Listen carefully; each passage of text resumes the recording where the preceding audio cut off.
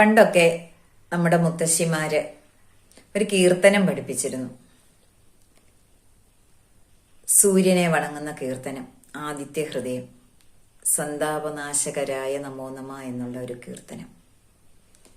അവിടെ ഏറ്റവും അവസാനം ഒരു വാചകമുണ്ട്, ശത്രുക്ഷയം വരുത്തിയിടുക സത്വരം. ഇവിടെ പറയുന്ന ഈ ശത്രു ആരാ? സത്യത്തില് ശത്രു നമ്മൾ തന്നെയാണ്. നമ്മുടെ ശത്രു നമ്മൾ തന്നെയാണ്.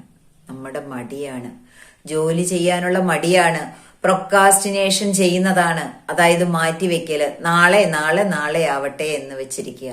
ഇന്ന് ചെയ്യാനുള്ളത് ഇപ്പൊ ചെയ്യണം, ഈ നിമിഷം ചെയ്യണം. നമ്മുടെ ശത്രുവിനെ ഉന്മൂലനം ചെയ്യുവാനുള്ള ശക്തി നമ്മുടെ ഉള്ളിലാണ്.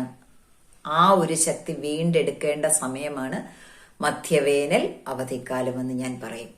കാരണം കുഞ്ഞുങ്ങളെ സൂര്യനെ കാണിച്ചു പഠിപ്പിക്കാം, ചന്ദ്രനെ കാണിച്ചു പഠിപ്പിക്കാം, നക്ഷത്രങ്ങളെ കാണിച്ചു പഠിപ്പിക്കാം. ഇതെല്ലാം ഒരു പ്രത്യേക താളത്തിലാണ് നമുക്ക് ദൃശ്യമാകുന്നതെന്ന് പറഞ്ഞു കൊടുക്കാം. കുഞ്ഞുങ്ങളെ അവര് പഠിച്ച പാഠങ്ങളുമായിട്ട് കണക്ട് ചെയ്ത് കുറച്ചേറെ കാര്യങ്ങൾ പഠിപ്പിക്കാൻ പറ്റുന്നത് ഈ അവധിക്കാലത്താണ്.